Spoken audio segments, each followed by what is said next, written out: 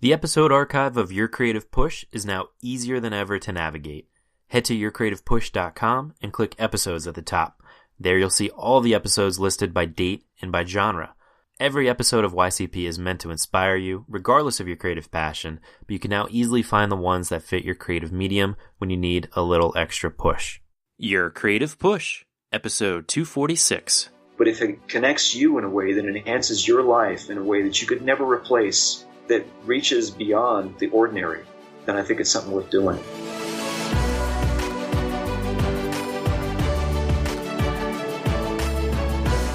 Welcome to Your Creative Push, the podcast that pushes you to pursue your creative passions. I'm your host, Youngman Brown, and my guest today is Dan Thompson. Dan is a figurative artist and teacher, and he is a very talented figurative artist and a very talented teacher as well. And he had a lot to say about the creative process and about the struggles that he himself goes through, as well as some of the struggles that his students go through. And he shares his advice that he gives to his students who are afraid to jump into the path of an artist with an unknown destination, and the importance of searching within to determine what success means to you.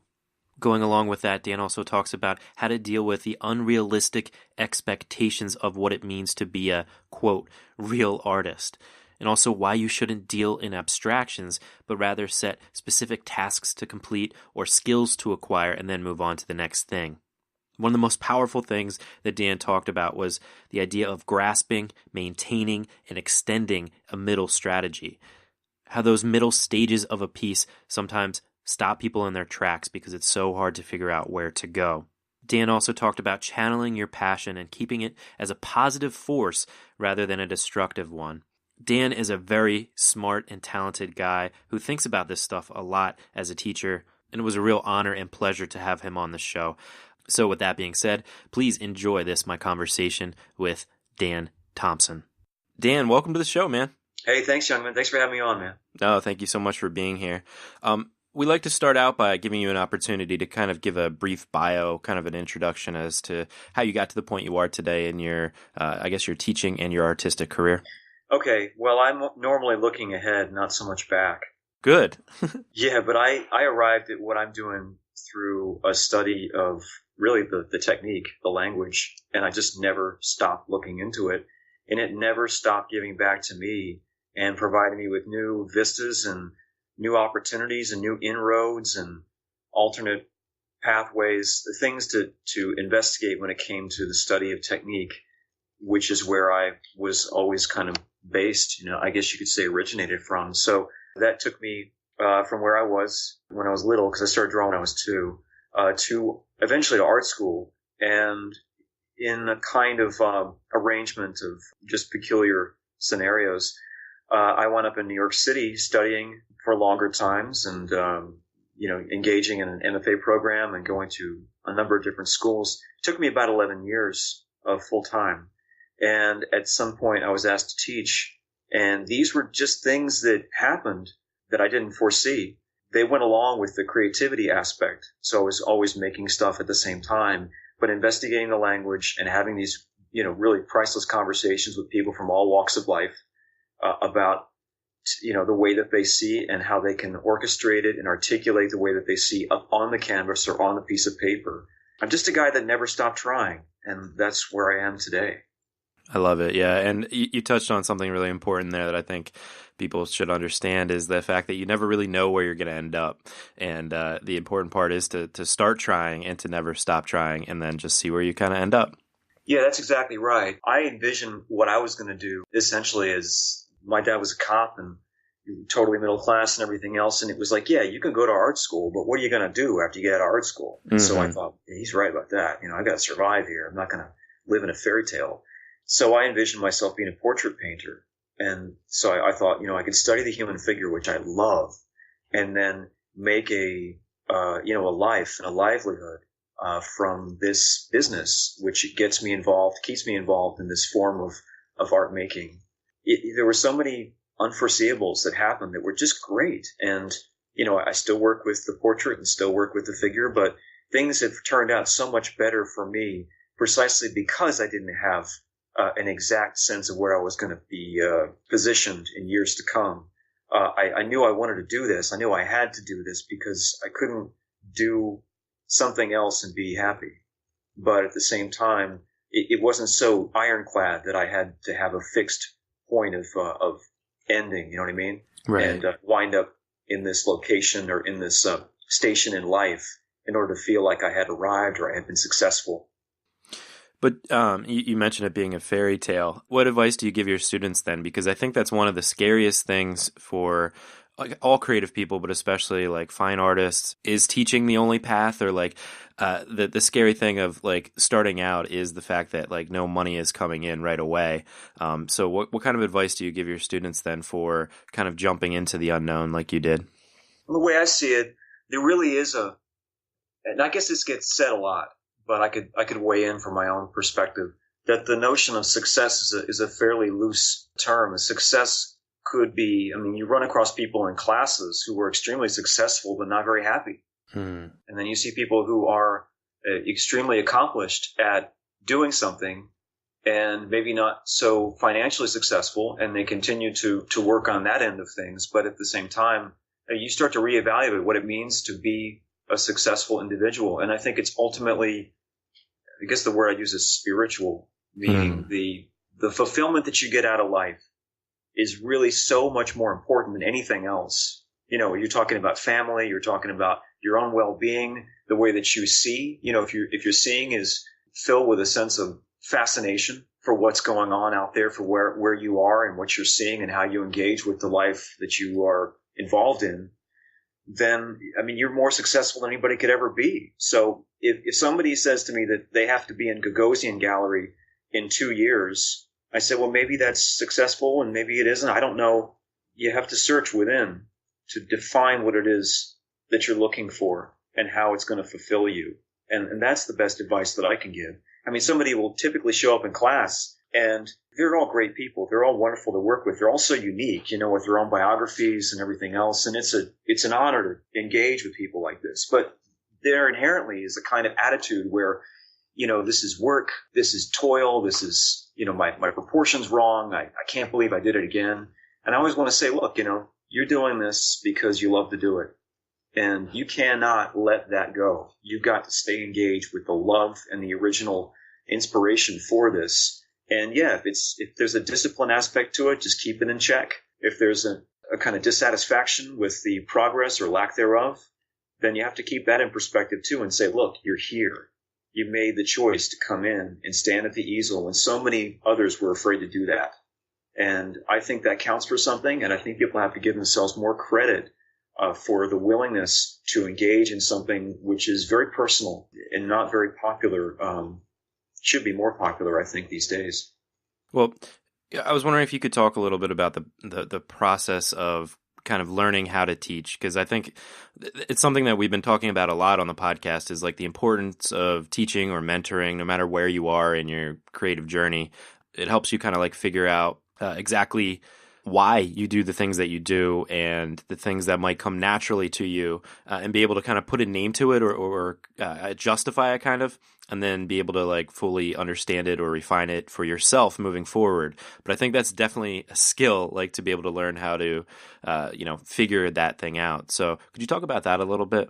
Sure, I'd be happy to. It's such a broad topic to try to get into. I guess in its most fundamental, simple sense, you're helping somebody.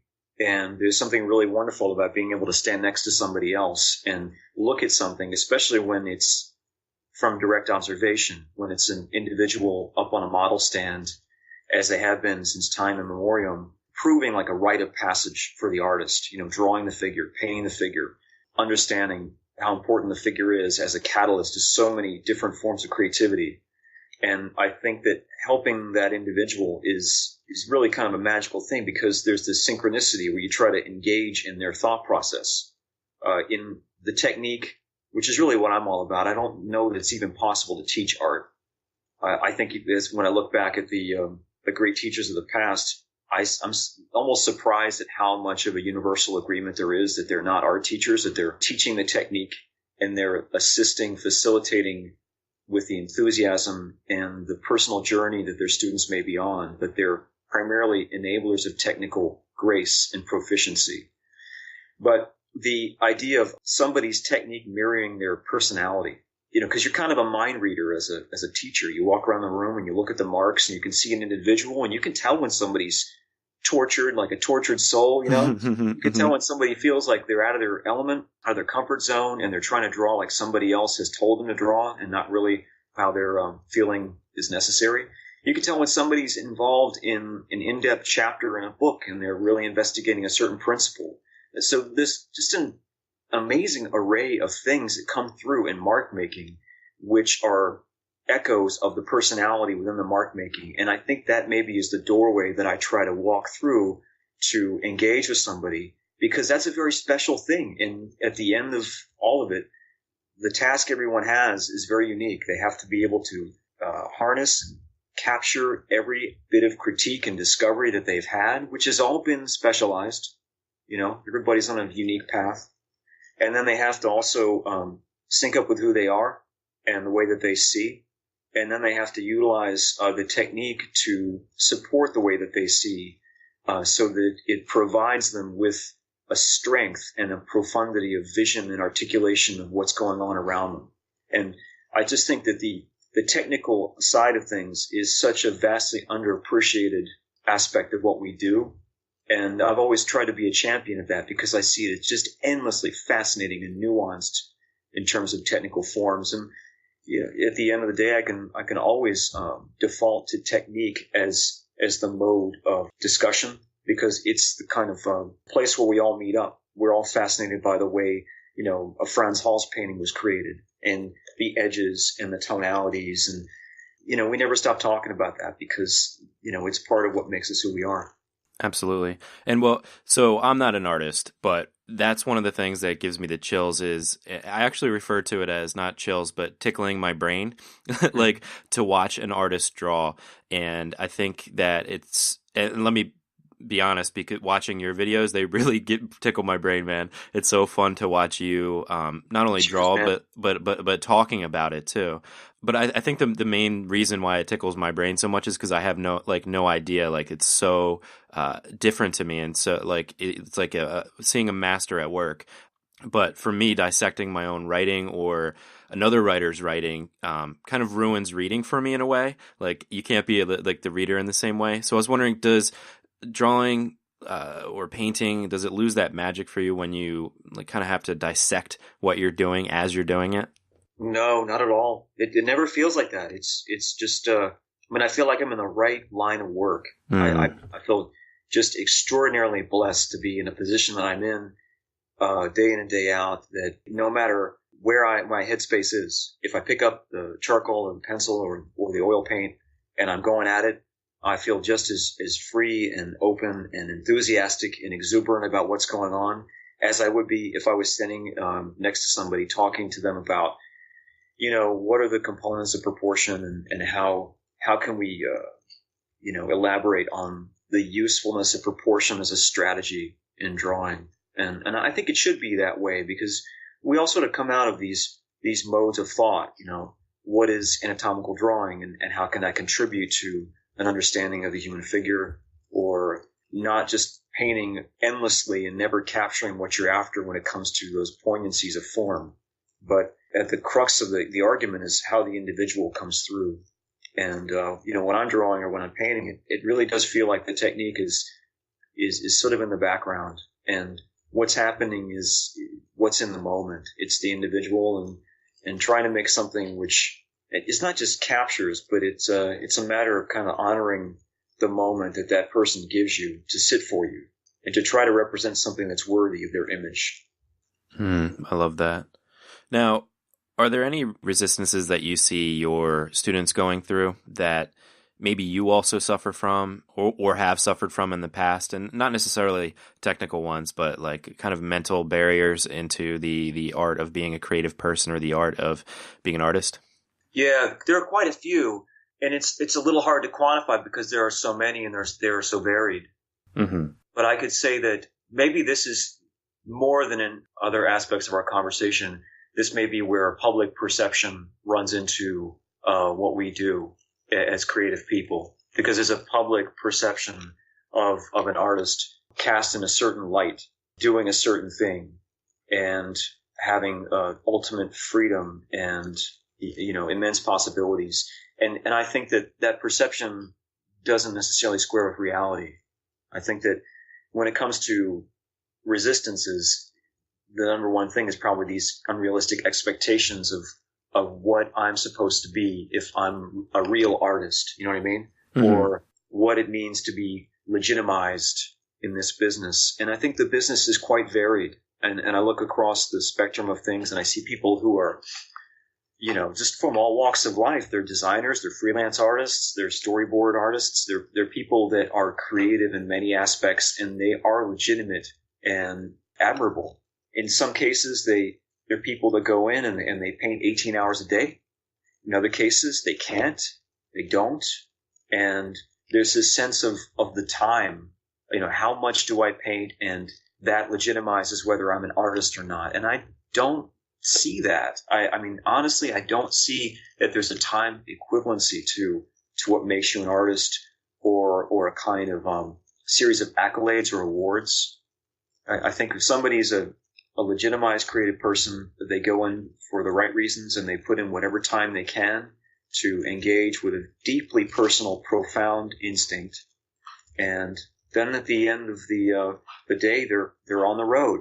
You know what I mean? If you go in there and you're almost treating it like it's an impersonal process, you could be spending hundreds of hours doing something that could be better done in a different mindset and with less time. So the resistances, are usually tied with unrealistic expectations of what it means to be successful, what it means to be legitimate, and people are up against public perception and all that, and the idea of an artist as they have been romantically cast by society, I guess you'd say. Mm-hmm. And then how do we get over that as creative people then, like that public perception of what we are or what we're supposed to be? Well, who you are is many things. One of the things about the human figure, it's the most mysterious thing ever. We're just completely mystified by ourselves, by who we are and why we are here and what we do. And I don't think that's going to end anytime soon. And I think that public perception, it's really interesting. You go and look at the art world itself, and it's this vastly intricate entity constantly changing. But the things that don't change are the timeless things, that you want to create things, that you want to make things for a reason that, again, is your own. And I don't think that a public perception necessarily applies to a lot of that. I think that what we do is we try to make things and stay on the path, If that is what public perception says an artist is, great. If it isn't, great. Just do what you do. Just keep it honest. Keep it real. Yeah, there definitely is something to be said about sharing your work, because I think that that's what art is meant for. This communication where you can kind of bring something out into the world that didn't exist before and then share it with other people who aren't able to, like me, like I was saying, it's such a profound mystery to me how visual artists can do what they do. It's such an amazing skill and something that I love to consume, but it's not really an interest for me to produce. So it's like visual artists are necessary for me to understand the world in that way. But I guess what you're saying is that when it comes down to doing the work, it has to be a very personal thing and then almost separate from the whole sharing process.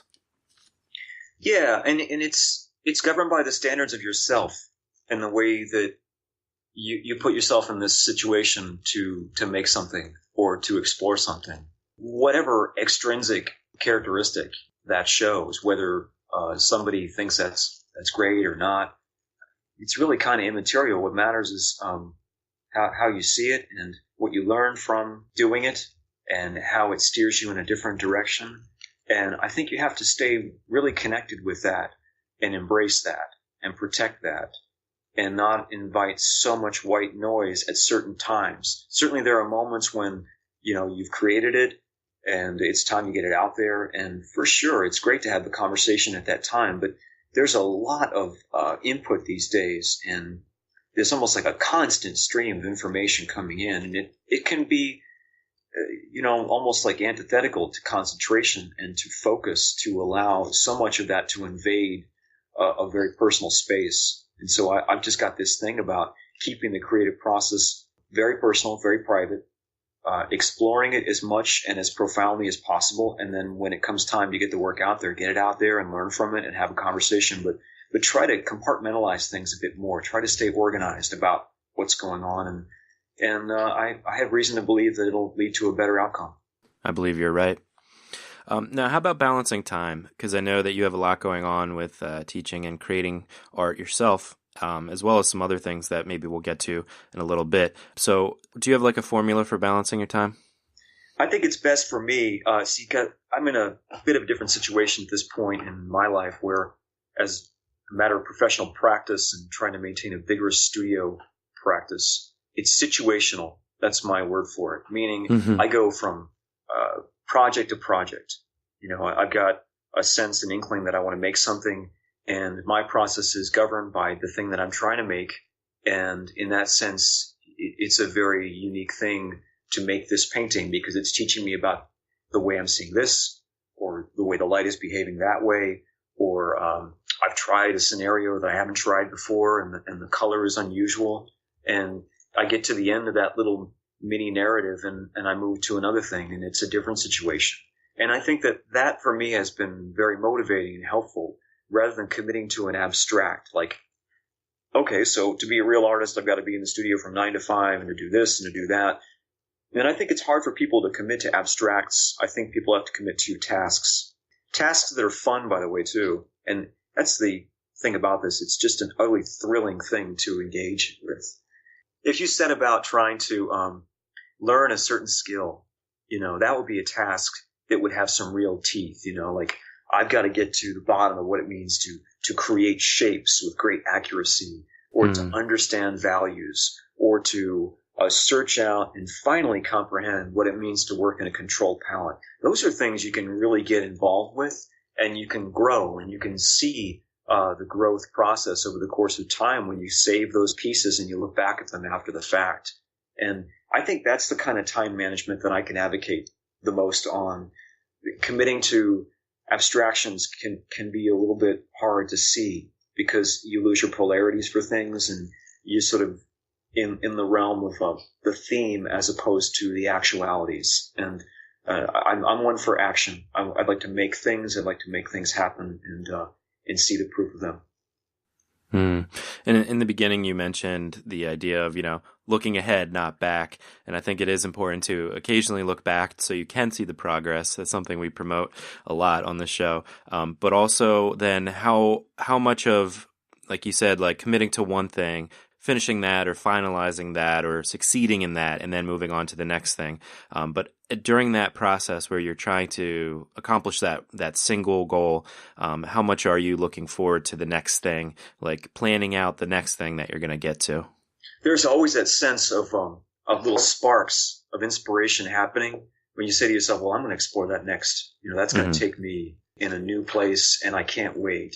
And I think that sense of I can't wait is really important because it's motivating, and it's keeping your mind in a balanced sense, favorable to the positive, to the optimistic, to the hopeful, because it's always that great hope that moves on, where you can grow and achieve a new sense of, I would say it's like self-revelatory. That's the real thing that we're involved in, is this revelation of who you are and what you're all about and how you see and what you create. But in the process of moving from one thing to the next, I just find it motivating to continue looking ahead. It's interesting because in the process and in the strategy of creating something, there are certain things that are really tied in with that. Like the beginnings are always these things that, you walk away from the painting session or the drawing session and say, wow, God, that was a good day, and then you come back to it, and there's a sense of grasping, maintaining, and extending a middle strategy. And sometimes the middle strategies of creativity are some of the hardest ones to quantify, because we could all sit down and talk about the beginning and probably arrive at a general sense of what a beginning looks like. We could probably also sit down and talk about an ending and arrive at a notion of what an ending could be seen as or legitimized as, in terms of like modeling edges and finishing forms and whatnot. In the middle part of the strategy, lots of stuff gets convoluted or sometimes overly stressed or pushed. And so there's that soldiering on aspect in the middle stages, which may not be as purely creative at times, but is just as important for extending the vision and the dream of this piece that you're developing. And then what's your advice for students who get stuck in that middle strategy, if you will, like when they're really frustrated that they're not able to figure out this thing that they know that they have to kind of master in order to move to the future, to move on to the next thing. And they're just frustrated because they're not quite there yet, but they're still working at it. And maybe like wanting to throw in the towel or do something crazy. What advice do you give to them to kind of keep persevering? Well, I can speak to that because at times I'm one of the worst proponents of that as well, because we're so driven by the passion for what we want to achieve.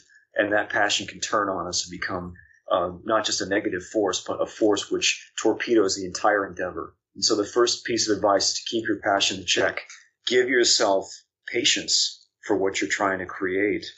One of the things that you see sometimes, personally working on a certain skill, developing a vision for that, and then destroying the piece, and then going to another piece, and then trying again very hard, and then destroying that piece. And then suddenly, you don't have anything to look back at and chart your progress and development because you've wrecked everything, or you've chopped it to bits, or you've burned it, or whatever. So you've got to try to channel your passion well and keep it as a positive force. The second thing is when you're in trouble, don't grind your eye to pieces. Don't stand there and stare at the painting endlessly and rip it to shreds with your eye. Give yourself a break and walk away from it.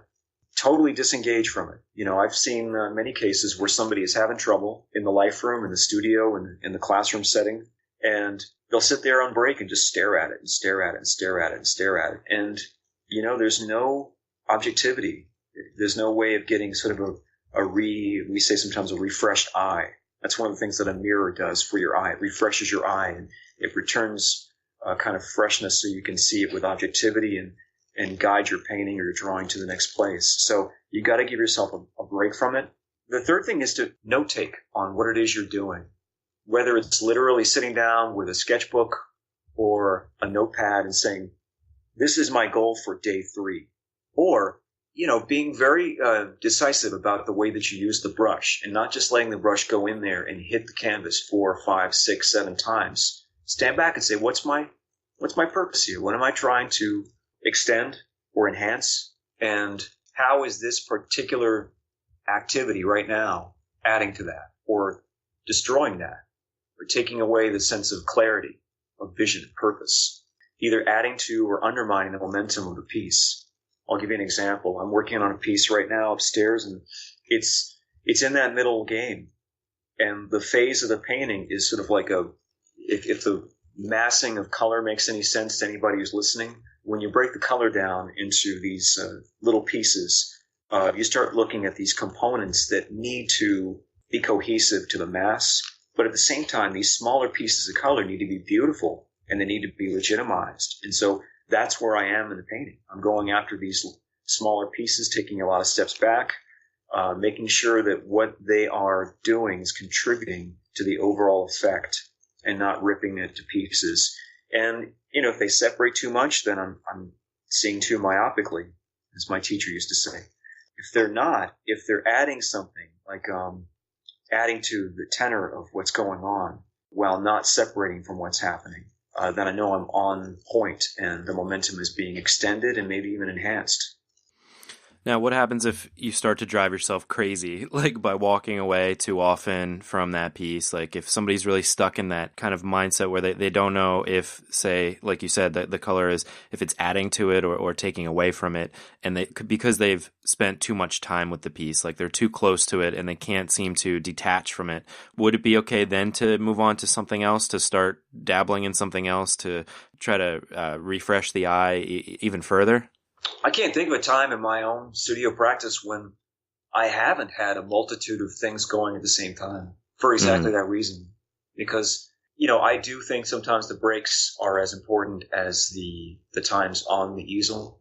Stepping away from something, it's such an intense endeavor that sometimes I'll need a few hours or a day to even see it. I get to the end of a session and somebody will say, well, what do you think? And I say, I have no idea till tomorrow. Yeah.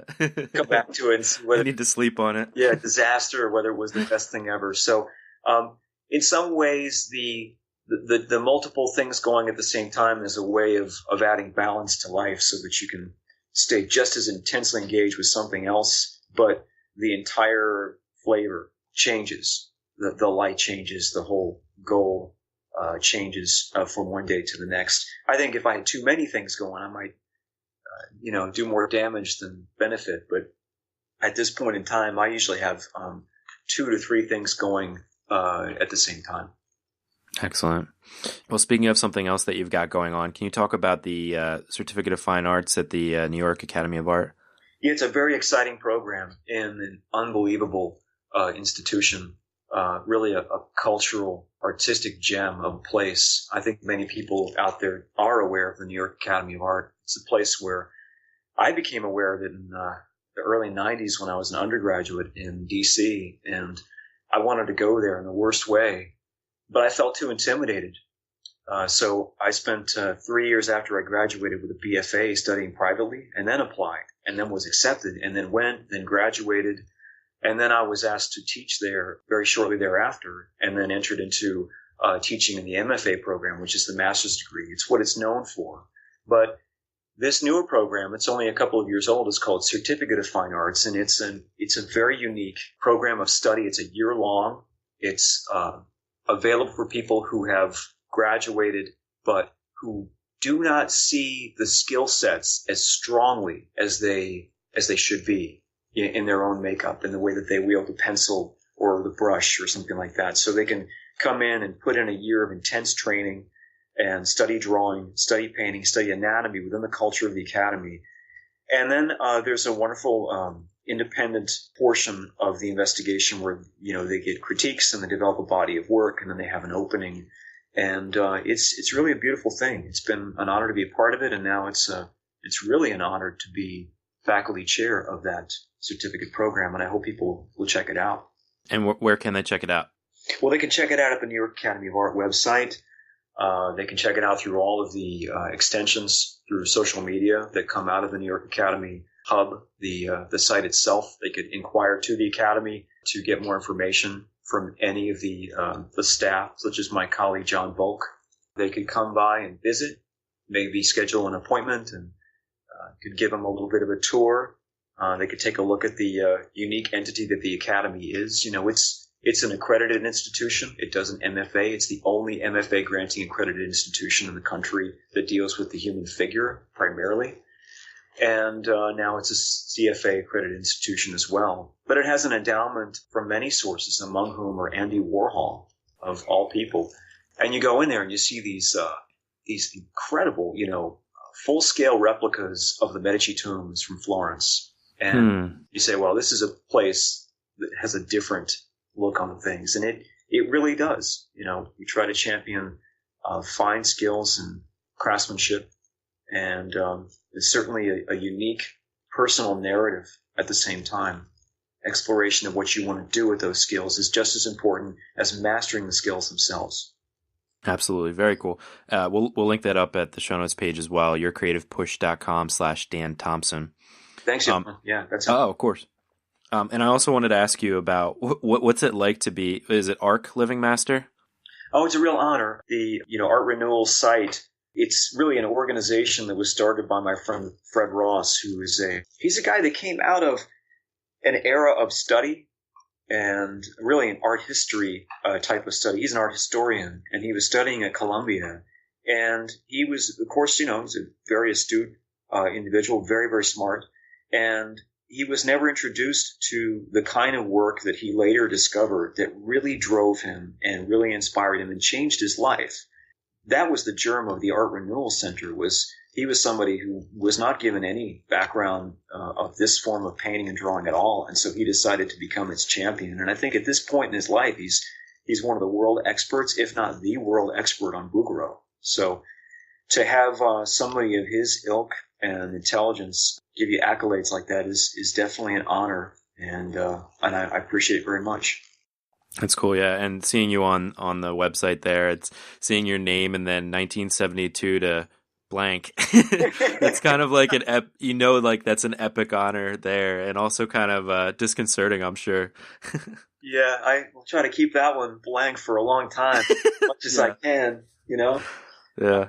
No, I try to keep doing what I'm doing, and I keep going back to the books too, to the history. That's one of the things I like about what they do over there is there is a connection to really the heroes, what I would call the greatest generation in our sense, which are the people that came back from Munich and from Paris and other places and created the second generation of art schools in this country. We're talking about like the Art Students League from 1875 and the now unfortunately defunct Corcoran School of Art from 1870 something, and places like that which renewed our intensity and really added so much to our artistic achievements as a nation and, added to our heritage. Dan, before we let you go, it's time for the final push. And this is where I ask you to reach through the microphone and grab the shoulder of one of the listeners that you've already really inspired today and just give them your best final words of advice and really push them to pursue their own creative passions. Boy, this is one that I've struggled with, to be honest with you, my friend, because I kind of feel like if somebody has to be pushed, then they shouldn't do it. I kind of feel like if they can live without it, they should live without it. But by the same measure, if they go without some sort of creative outlet and they feel like there's something lacking, then what may be evidenced by that is the fact that it's not just making things. It's making a life change, making this a part of your life because it matters to your well-being. It matters to you in what you're doing with this one life, because we just get one opportunity and God knows we've got no time. It's all so quick. So if you feel like there's something lacking and you do get a fulfillment from making something, it doesn't matter if it doesn't have to be classical oil painting. It doesn't have to be anything. It should be something that just enhances your life, because at the core of it all is this sense of exuberance and experiencing things in a way that enhances your sense of life's benefits.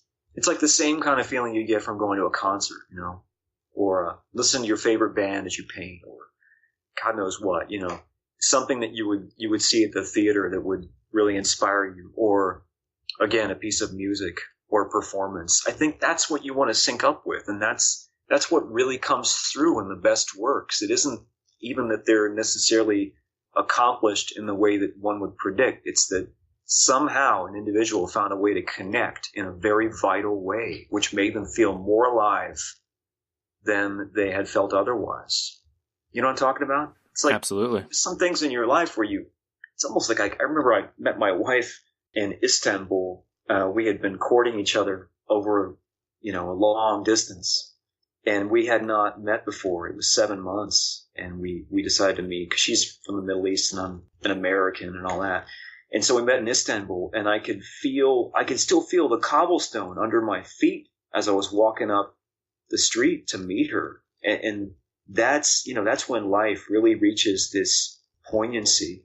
You never forget some moments, and that's the kind of thing that you want the creative side to connect with. If it connects in a way that defines creativity in somebody else's eyes, then it's probably not worth doing.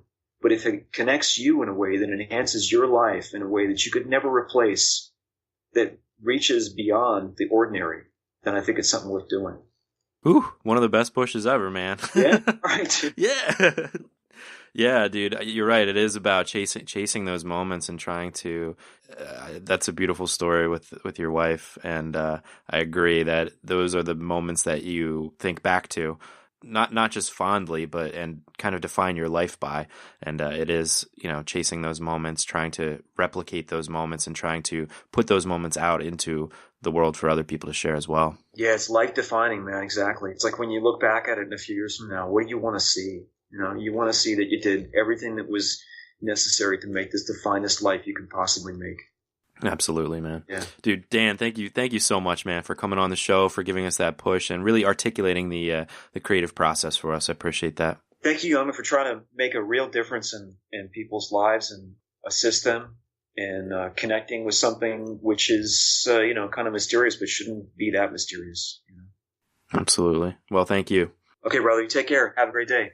My thanks again to Dan for coming on the show.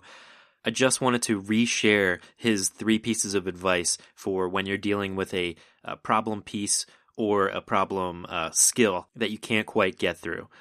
It's keeping that passion as a positive force rather than a destructive one. So often when we care so much about what we're doing and we care so much about the fact that we can't get past this trouble spot, we use that passion, that energy, and we turn it into a destructive force, like destroying everything we're working on. But like Dan said, it's important to not do that too much, at least. Because when we destroy that stuff, we can't see the progress. We can't see the steps in the right direction that we're making. It is slow sometimes to make that progress, but if you don't have that evidence of where you were when you couldn't do this thing, you'll never be able to look back and to see the fact that you are moving along your journey, you are progressing, you are getting better, and that's something that can really help you move forward. Also, if you are stuck, to completely disengage from it, to take a break from it, to just stop thinking about it. Don't sit there on your break staring at it, wondering what you're going to do. You need to disengage. You need to get space from it, both physically and mentally. You need to recharge and to come back with a fresh set of eyes, like Dan said. And also, something that you know that I love talking about, the idea of note-taking. When you write down your goals of what you want to do in the particular session, something that you want to work on or try to master, writing it down makes it more real and makes you more focused for that session. And writing down an analysis of how things went when you're done can help you to figure out what you did right, what you did wrong, and where you want to go moving forward. Just a lot of great stuff in this episode, and my thanks again to Dan. I forgot to give a shout out to his links during the episode, so you can find out more about him and his work at danthompsonart.com, or on Facebook and Twitter. He is Dan Thompson Art. Definitely check out his stuff. Check out his videos. Like I said, watching him work, even though I'm not an artist myself, was hypnotizing. He has a wonderful way of explaining things. And the fact that he values the time that he's putting into it, as well as the models and the students, I think that makes him a wonderful teacher. And I just really appreciate him coming on the show today to share his thoughts about the creative process. On Monday's show, we have Tara Roskel. Tara is the Idea Medic. She has a blog and podcast called The Idea Medic, where she provides first aid for your creative muscle. If you like this podcast, you'll love hers. I was on it as well. We'll have that linked up at the show notes page. But she comes on for a phenomenal episode where she really shares a lot of ideas about idea generation and how you can get those creative juices flowing when you are stuck. If you want to find out more about Tara and the Idea Medic, you can head to ideamedic.com, or on Facebook and Twitter, she is the Idea Medic. And we'll have that, as well as everything we talked about today with Dan, linked up at today's show notes page at yourcreativepush.com/246. But that is all I've got for you today. So hopefully you were inspired to go and get your work done. So go and get it done, and we will be here for you on Monday if you need the push again. I love you all. Have a wonderful, productive, creative weekend, and we will see you next time. Bye.